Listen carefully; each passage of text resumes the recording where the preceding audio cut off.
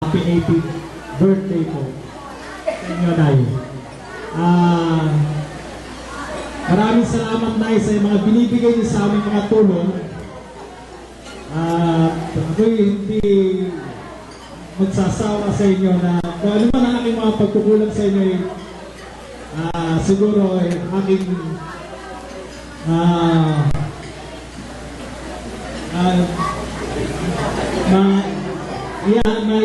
niaalay ko rin sa inyo ang aking mga pagkukulang na dapat ay maibigay ko sa inyo, pero sa ngayon hindi pa tayo medyo hirap tayo na pero pagpasensya niyo ako kung ano man ang aking pagkukulang, sana maunawaan niyo.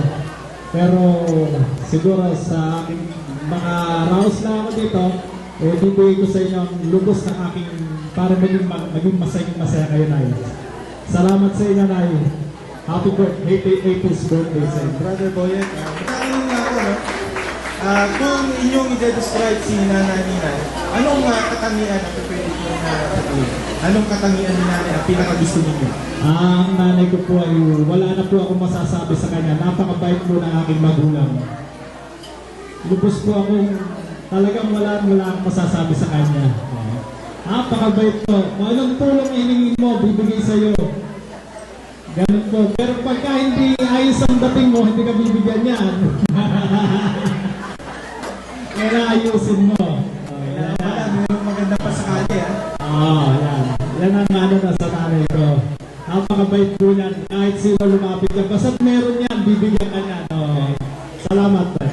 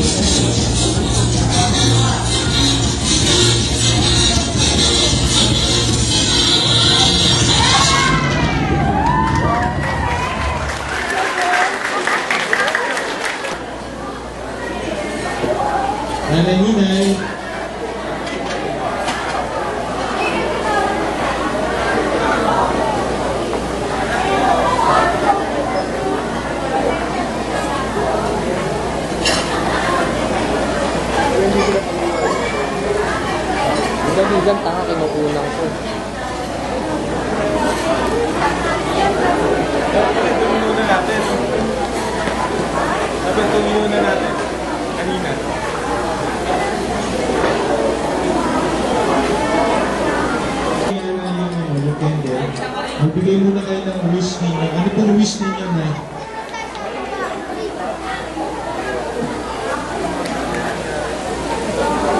Ang wish ko, gusto ko pang dagdagan ang buhay, alang-alang sa aking mga anak at apo.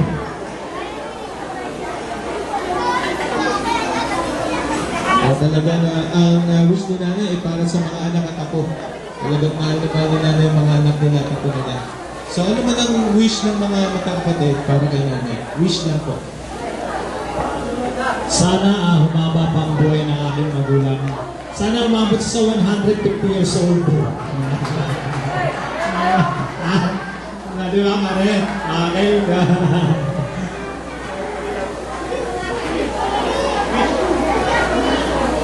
Ganun din ako.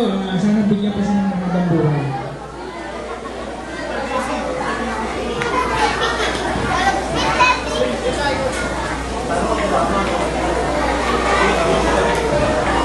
Nay, happy birthday.